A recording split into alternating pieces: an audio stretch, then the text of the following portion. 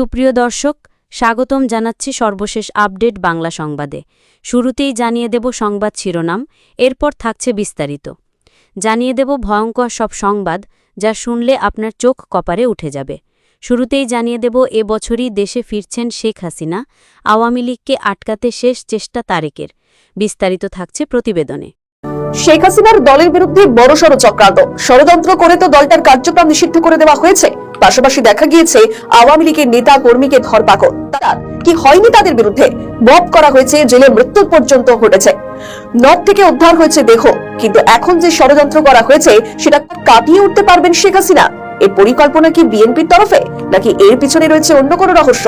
আর যদি বিএনপি করে থাকে তাহলে তো প্রশ্ন ওঠে, তো বহুদলীয় রাজনীতিতে বিশ্বাসী, সেখানে দাঁড়িয়ে তারেকের এই জিয়া রাজনীতির সঙ্গে যায় না।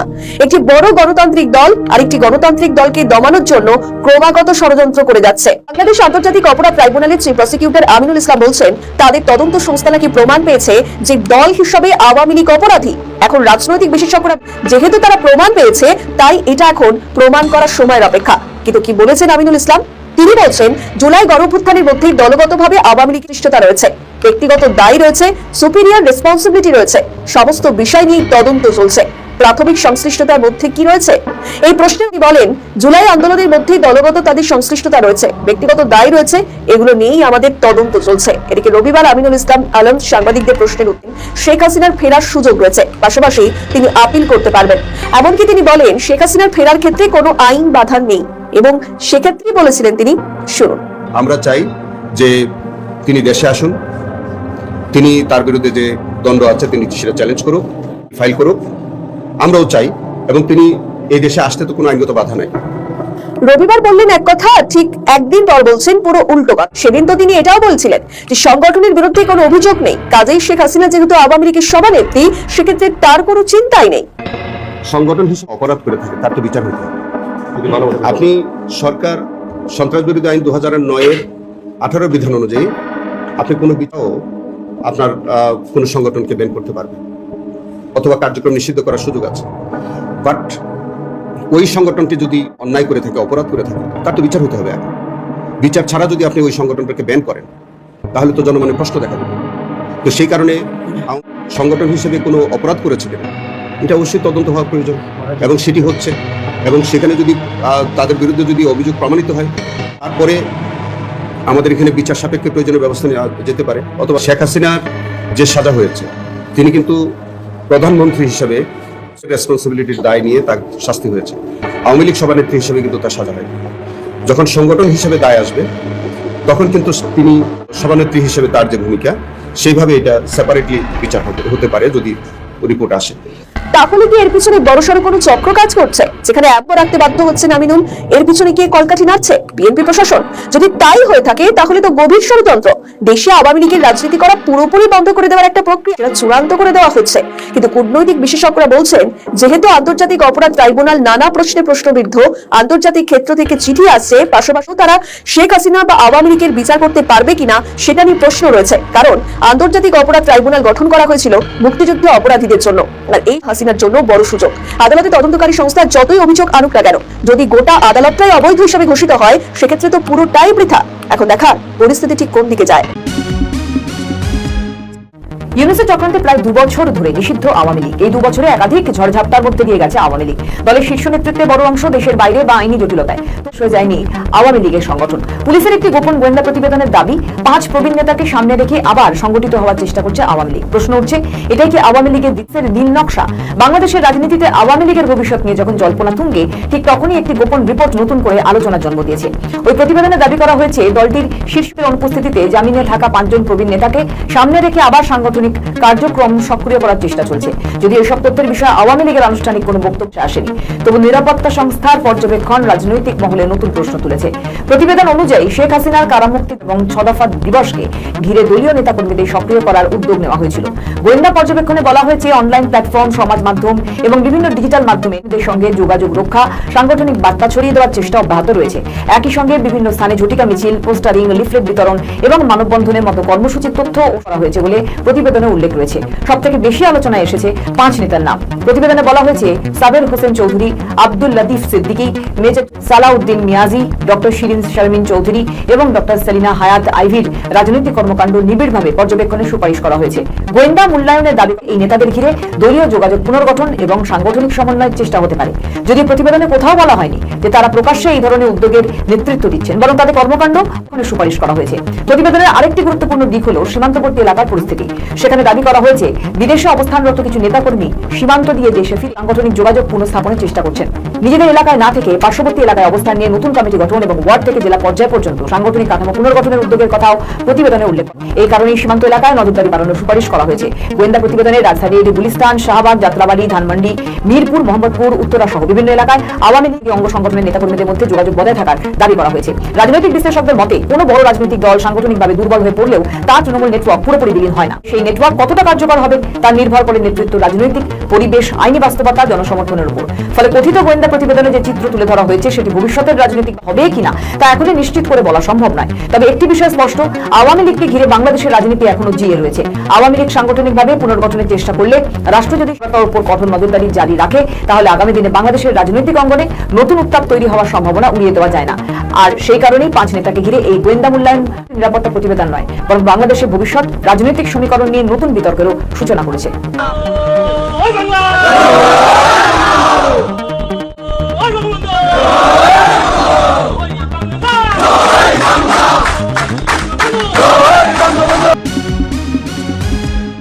আওয়ামী লীগের নেতা কর্মীদের বিরুদ্ধে মিথ্যা মামলা, শুধু মিথ্যা মামলা না, মামলা রায় হয়ে যাচ্ছে চটপট। হত্যার রায়, খুনের রায় এত দ্রুত হয়। আর বাংলাদেশে যে বিচার বিভাগ এইরকম ভাবে অস্ত্র শস্ত্র লাঠি সোটা নিয়ে, রামদা চাপাতি চাইনিজ করে নিয়ে শুরু করে 29 জন জজকে পদে তাকে বাধ্য করেছে। আর যাদের বাধ্য করতে পারেনি তাদের চাকরি থেকে বের করে দিয়েছে। এমনকি যে জজ সাহেবকে দিয়ে, জাস্টিস আমি জুডিশিয়াল এনকোয়ারি কমিশন গঠন করেছিলাম 18 জুলাই, আবু সাইদ সহ যখন যারা হত্যাকাণ্ডের শিকার হলো, প্রথম শিকারী ছাত্রলীগের ঢাকা কলেজের সবুজ আলী, ছাত্রলীগের নেতাদের যখন হত্যা করেছে সেই সাথে এই তারা শহীদ হতে পারে নাই, শহীদ শুধু সেখানে একটা ধোঁকাবাজি দেওয়া হয়েছিল। যখন জুডিশিয়াল ইনকোয়ারি কমিশন গঠন করলাম, ইউনুস ক্ষমতা এসে সেই ইনকোয়ারি কমিশনকে কিন্তু ইনকোয়ারি করতে দেয় নাই, সেটা বাতিল। সেই জাস্টিস তাকে চাকরি থেকে বিদায় দিয়ে দিল এবং তাকে সে আইনজীবী হিসেবে কোর্টে দাঁড়াতে পারবে না। কেন?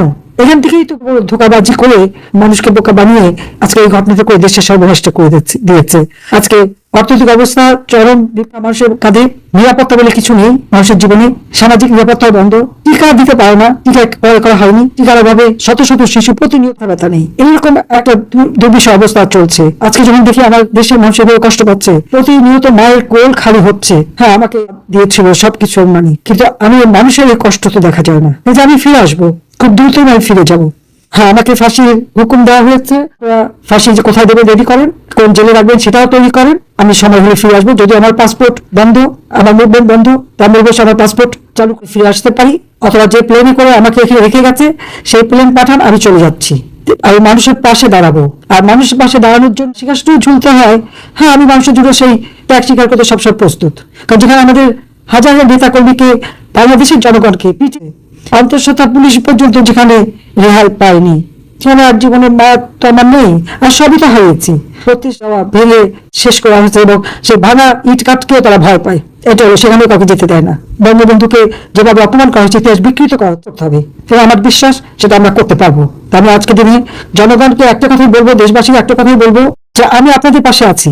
আমার নিজের জীবন আমি যা কিছু করেছি এই বাংলাদেশের জনগণের স্বার্থে করেছি, জনগণের কল্যাণের জন্য করেছি, জনগণের ভাগ্য পরিবর্তনে করেছি। কিন্তু আজকে সেই মর্যাদা বাংলাদেশের ধূলিসাৎ করে দিয়েছে ওই বিশ্ব ব্যাপার ইউনুস আর তার এবং জামাতে ইসলামী সহ যুদ্ধাপরাধীরা এক হয়ে বাংলাদেশ আজকে ধ্বংসের কিনারে নিয়ে গেছে। এখান থেকে বাংলাদেশকে ফেরাতে হবে, জঙ্গি দমন করতে হবে, আইনের শাসন প্রতিষ্ঠা করতে হবে, সকল বন্দীদের মুক্তি দিতে হবে, রাজবন্দীদের মুক্তি দিতে হবে। আজকে আমাদের সকল দেশবাসীকে সোচ্চার হতে হবে যে কেন রাজবন্দীদের মুক্তি দেওয়া হয় না। মামলা দিয়ে, কয়েকটা জামিন দিয়ে একটি মামলা দিয়ে আটকে রাখা হচ্ছে, হাতে হ্যান্ডকাপ, ডান্ডাবেড়ি পড়ানো হচ্ছে। কিসের জন্য? এটা জেল কোডে মানা হচ্ছে না। এই জন্য সবার জন্য রাজবন্দীদের মুক্তি চাই এবং আমরা গণতন্ত্র ফিরে চাই। এবং মানুষের যে আজকে ভাত কাপড়ের অভাব, সেই ভাতের অভাব, চিকিৎসার অভাব, শিক্ষার অভাব, সমস্ত জায়গায় দলীয়করণ করা হয়েছে, সেগুলি সব বন্ধ করে আবার নিয়ম শৃঙ্খলা ফিরিয়ে আনে দেশের মানুষের ভাগ, এবং সেটা ইনশাল্লাহ একমাত্র আওয়ামী লীগই পারে, আওয়ামী লীগই করবে। মানুষের পাশে আওয়ামী লীগ সবসময় আছে। এটা আওয়ামী লীগ সংগঠন, জনগণের সংগঠন। এই সংগঠন ক্ষমতাধারীরা তারা এটাকে নিষিদ্ধ করতে পারে না। নিষিদ্ধ করলেই আওয়ামী লীগ নিষিদ্ধ হয়ে যায় না, যায় নাই, আওয়ামী লীগ থাকবে। সবাইকে ধন্যবাদ। জয় বাংলা, জয় বঙ্গবন্ধু, বাংলাদেশ চিরজীবী হোক। খোদা হাফেজ। মডেলের দিকে এগোচ্ছে বাংলাদেশ। নেপথ্যে কি সামরিক বাহিনী? নীল নকশা তৈরি করছে কে? সেনাবাহিনী। সম্প্রতি পাকিস্তান সেনাবাহিনীর সঙ্গে বাংলাদেশ সেনাবাহিনীর মাখো সম্পর্ক। এটা কিসের ইঙ্গিত? মোহাম্মদ ইউনূসের জমানার আদলেই কি যাচ্ছে বিএনপি সরকারের আমল? তাহলে সোনার বাংলাদেশ করার আশ্বাস পুরোটাই মিথ্যে ছিল তারেক রহমানের। রাজনৈতিক বিশেষজ্ঞরা বলছেন পাকিস্তানি মডেল একটি আত্মঘাতী মডেল। পাকিস্তান নামক এই রাষ্ট্রটি টিকে রয়েছে সেনাবাহিনী নির্ভর করে, যে সেনাবাহিনীর একাংশ বিদেশি শক্তি দ্বারা পরিচালিত আর একাংশ জঙ্গি গোষ্ঠী দ্বারা মদতপুষ্ট। তার মধ্যে পাকিস্তানের ভিতরে সংঘাত, সামরিক হস্তক্ষেপ, তার উপর বিদেশি শক্তির উপর নির্ভরশীলতা। যেমন দীর্ঘদিন ধরে বালুচিস্তানে অশান্তি, পাশাপাশি পাক অধিকৃত কাশ্মীরে বিক্ষোভ, ভারতের সাহায্য চাইছে। অন্যদিকে ভারতের সঙ্গে বৈরিতা আর আফগানিস্তানের সঙ্গে সংঘর্ষ। এটাই হলো একটি ব্যর্থ রাষ্ট্রের প্রতীক। আর সেই রাষ্ট্রের আদলে চলতে চাইছে বাংলাদেশ, যেটা ভয়ঙ্কর দিকে এগোচ্ছে। কারণ সম্প্রতি বাংলাদেশ সেনাবাহিনী শৃঙ্খলা বাহিনীর মধ্যে এমন কিছু ঘটে চলেছে প্রতিনিয়ত, যেগুলো অনেকগুলো প্রশ্ন তুলে দিচ্ছে। এর মধ্যে বিসিএস ক্যাডারের 33 জন উচ্চপদস্থ কর্মকর্তাকে থেকে বাধ্যতামূলক অবসরে পাঠিয়েছে সরকার। অবসরে পাঠানো কর্মকর্তাদের মধ্যে 14 জন পুলিশের উপমহাপরিদর্শক, 18 জন অতিরিক্ত ডিআইজি এবং 1 জন পুলিশ সুপার রয়েছেন। আওয়ামী লীগ সরকারের সময় কর্মকর্তাদের অনেকে পুলিশের বিভিন্ন গুরুত্বপূর্ণ ইউনিটের দায়িত্বে ছিলেন। ফলে কতটা রাজনৈতিক উদ্দেশ্য বিষয় সেটা কিন্তু একেবারে পরিষ্কার। একটা সামরিক বাহিনী বা আইন শৃঙ্খলা বাহিনীর মধ্যে সরাসরি রাজনীতি ঢুকে যাওয়া মানে দেশের শেষের শুরু, কূটনৈতিক বিশেষজ্ঞরা। অন্যদিকে সেনাবাহিনীর মধ্যে দেখা যাচ্ছে শিখা অনির্বাণ নিভিয়ে ফেলা হলো। সেনাপ্রধান জেনারেল ওয়াকারুজ্জামানের বাহ্যিক পরিবর্তন ঘটেছে। তার উপর হঠাৎ শোনা যাচ্ছে সেনাবাহিনীর 3 সাবেক কর্তা নাকি ঢাকা ছেড়ে ভারতে আশ্রয় নিয়েছেন। তারা হলেন general Mohammad Mujibur Rahman, lieutenant general Mohammad Akbar Hossain এবং মেজর জেনারেল কবির আহমেদ। তাদের বিরুদ্ধে নাকি আবার মানবতা বিরোধী অপরাধের মতো অভিযোগ। তাহলে তাদের পালাতে দিল কে? এই প্রশ্নও কিন্তু উঠে যাচ্ছে। অন্যদিকে সেনানিবাসে এই কার্যকলাপে অনেকে বলছেন, তবে কি সেনা অভ্যুত্থান চলেছে বাংলাদেশে? কারণ এর আগেও তো সেনা অভ্যুত্থান দেখেছে বাংলাদেশ, আর পাকিস্তান তো দেখেছেই। পাকিস্তানে সর্বশেষ সামরিক অভ্যুত্থান ঘটে 1999 সালে। ফলে পাকিস্তানের থেকে অনুপ্রেরণা নিয়ে কি কিছু ঘটতে চলেছে পদ্মা পারে? বাংলাদেশে দীর্ঘদিন যাবৎ কোনো বিদেশি শক্তির হস্তক্ষেপ কিংবা সামরিক অস্থিরতা ছিল না। এর জন্য মানুষের জীবনযাত্রা, অর্থনৈতিক পরিকাঠামো, মেগা প্রকল্পের কারণে একটি অন্য মাত্রায় পৌঁছে গিয়েছিল বাংলাদেশ, যা রাষ্ট্র দরবারে উন্নয়নশীল দেশ হিসাবে বাংলাদেশ একটা মডেল হয়ে দাঁড়িয়েছিল। সেই বাংলাদেশের মডেল এখন পাকিস্তান মডেলের দিকে যাচ্ছে। কিন্তু 2004 ছন্দপতন ঘটে বাংলাদেশের। অভ্যুত্থানে বিদেশি শক্তির প্রবেশ, তাদের প্রভাব, আমেরিকার মতো শক্তিশালী একটি দেশের আধিপত্য, পাকিস্তানের মতো একটি দেশের অনুপ্রেরণা এসে জড়ো হয় বাংলাদেশে। সব মিলিয়ে বাংলাদেশ যেন একটি পাকিস্তানের নতুন রূপ হিসাবে আত্মপ্রকাশ করতে যাচ্ছে, যা শুরু যাত্রা করে গিয়েছিলেন মোহাম্মদ ইউনূস, আর তার ধারাবাহিকভাবে এগিয়ে নিয়ে যাচ্ছেন তারেক রহমান। সাংগঠনিক কার্যক্রমকে আরও গতিশীল, সুসংগঠিত ও কার্যকর করার লক্ষ্যে এক জরুরি এবং গুরুত্বপূর্ণ সিদ্ধান্ত নিয়েছে ঢাকা মহানগর উত্তর আওয়ামী লীগ। দলের তৃণমূল পর্যায়কে মাঠ পর্যায়ে আরও আধুনিক, সুশৃঙ্খল ও শক্তিশালী ইউনিট হিসাবে গড়ে তোলার উদ্দেশ্যে সংগঠনের অধীনস্থ অত্যন্ত গুরুত্বপূর্ণ 4টি থানা এবং 24টি ওয়ার্ডের নতুন আহ্বায়ক কমিটি আনুষ্ঠানিকভাবে ঘোষণা করা হয়েছে। দলীয় নির্ভরযোগ্য সূত্রে জানা গেছে, ঢাকা মহানগর উত্তর আওয়ামী লীগের এক বিশেষ সাংগঠনিক সভার সর্বসম্মত সিদ্ধান্ত মোতাবেক এই নতুন কমিটিগুলোর অনুমোদন দেওয়া হয়। শীর্ষ নেতৃবৃন্দর উপস্থিতিতে দলটির চেইন অফ কমান্ড আরও মজবুত করার কৌশলগত অংশ হিসেবে এই সিদ্ধান্ত। নতুন সাংগঠনিক সিদ্ধান্ত অনুযায়ী ঢাকা মহানগর উত্তরের অন্তর্ভুক্ত মোহাম্মদপুর, শেরেবাংলা নগর, আদাবর ও কাফরুল এই 4টি গুরুত্বপূর্ণ থানার নতুন আহ্বায়ক কমিটি গঠন করা হয়েছে। একই সাথে তৃণমূলের সাংগঠনিক পরিধি বাড়াতে এবং স্থানীয় নেতাকর্মীদের ঐক্যবদ্ধ রাখতে বিভিন্ন থানার অন্তর্গত মোট 24টি ওয়ার্ডের নতুন আহ্বায়ক কমিটি প্রকাশ করা হয়েছে। নতুন ঘোষিত ওয়ার্ডগুলো হল 04, 09, 11, 14, 15, 16, 19, 20, 24, 28, 29, 30, 31, 32, 33, 34, 37, 43, 50, 94, 95, 96 ও 100 নম্বর ওয়ার্ড। ঢাকা মহানগর উত্তর আওয়ামী লীগের শীর্ষ নেতৃবৃন্দ জানান, দলকে মাঠ পর্যায়ে আরও সুশৃঙ্খল ও শক্তিশালী ইউনিট হিসাবে গড়ে তুলতেই এই নতুন নেতৃত্ব বেছে নেওয়া হয়েছে। তারা গভীর আশাবাদ ব্যক্ত করে বলেন, নতুন এই আহ্বায়ক কমিটিগুলোর মাধ্যমে স্থানীয় পর্যায়ে দলের সাংগঠনিক শক্তি বহুগুণ বৃদ্ধি পাবে। একই সাথে আগামী দিনের যেকোনো ধরনের রাজনৈতিক কর্মসূচি সফল করতে তৃণমূলের সাধারণ কর্মীরা নতুন উদ্যমে ও ঐক্যবদ্ধভাবে কাজ করবে। এদিকে নতুন কমিটি ঘোষণার পরপরই সংশ্লিষ্ট এলাকার নেতাকর্মীদের মাঝে ব্যাপক উৎসাহ উদ্দীপনা লক্ষ্য করা গেছে। স্থানীয় রাজনৈতিক মহলে শুরু হয়েছে নতুন করে নানামুখী আলোচনা। নবনির্বাচিত ও দায়িত্বপ্রাপ্ত নেতৃবৃন্দ দলকে আরও সুসংগঠিত করতে খুব দ্রুতই পূর্ণাঙ্গ রূপরেখা ও কর্মপরিকল্পনা নিয়ে মাঠে কাজ শুরু করবেন বলে দলীয় সূত্রে জানা গেছে। বিশ্বাস করুন আর নাই করুন, জুন মাসটা সংস্কৃতি মন্ত্রণালয়ের অধীনে এখন অর্থ উসুলের মৌসুমে পরিণত হয়েছে। জাতির গুণীজনদের স্মরণের নামে চলছে প্রকাশ্য প্রহসন। যে বাংলা একাডেমি একদিনে ৪ জন মনীষীকে নিয়ে স্মরণসভা করে, তাদের উদ্দেশ্য স্মরণ না অর্থ বরাদ্দের শেষ রসটুকু নিংড়ে নেওয়া। চলতি অর্থবছরের শেষ দিকে এসে এই হিড়িক থামছেই না। ৪২টি সেমিনারের অধিকাংশই গাদাগাদি করে জুন মাসে, যেন পয়সা ফুরানোর তাড়া। একই দিনে ৪টি অনুষ্ঠান করে কোন গবেষক বা শিক্ষার্থীকে অংশ নেওয়ার সুযোগ দেওয়া হলো?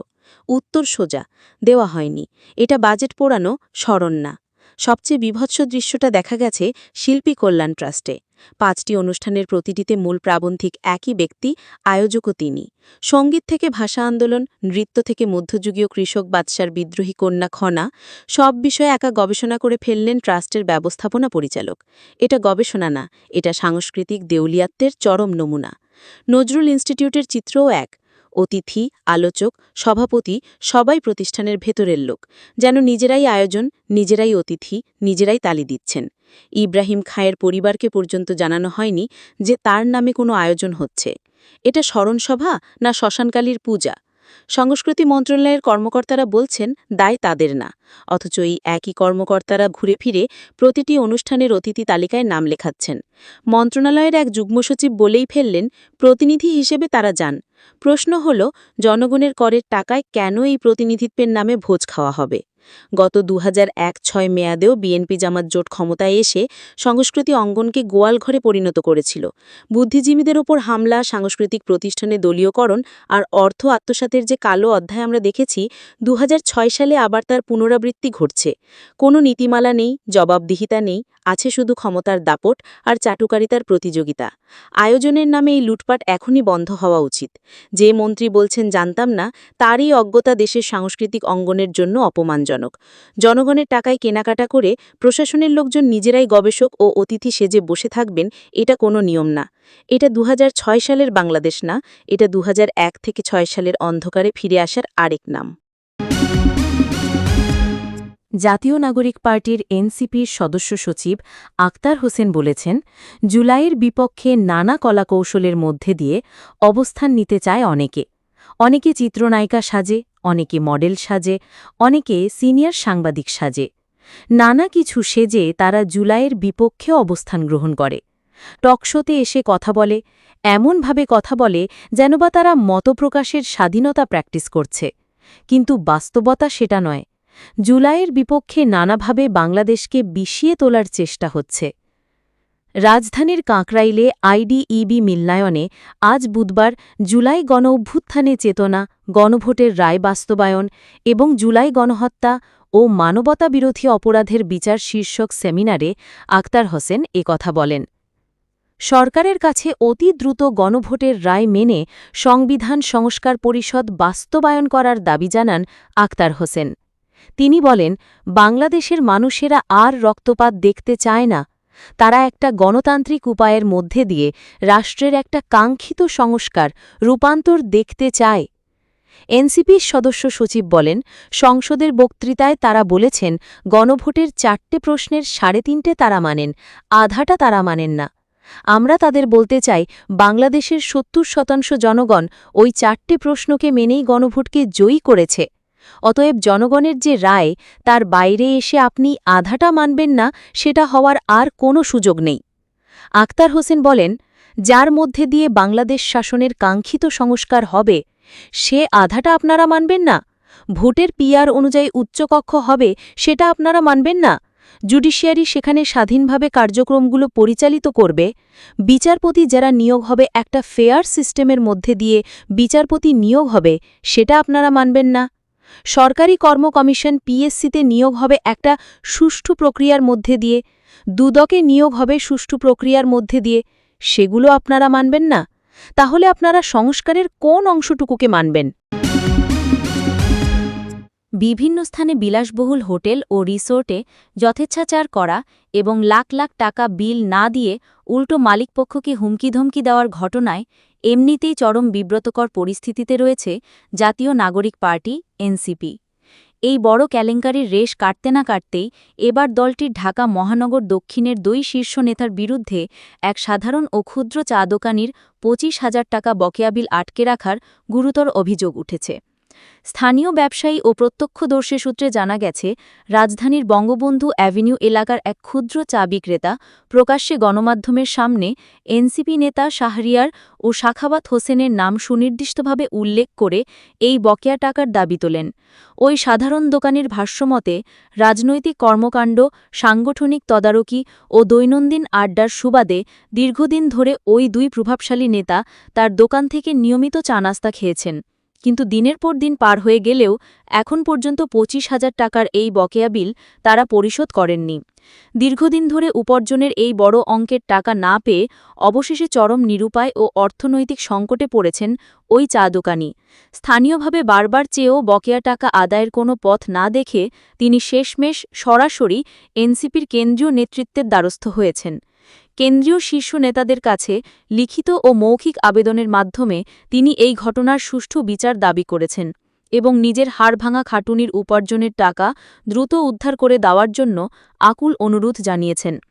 গুলিস্তানের মতো ব্যস্ত ও রাজনৈতিকভাবে অত্যন্ত গুরুত্বপূর্ণ এলাকায় দায়িত্বশীল পদে থাকা 2 নেতার বিরুদ্ধে একজন দিনমজুরের ক্ষুদ্র বকেয়া আটকে রাখার এই অভিযোগে সাধারণ মানুষ, পথচারী ও স্থানীয় রাজনৈতিক মহলে তীব্র নিন্দা ও নানা গুঞ্জনের সৃষ্টি হয়েছে।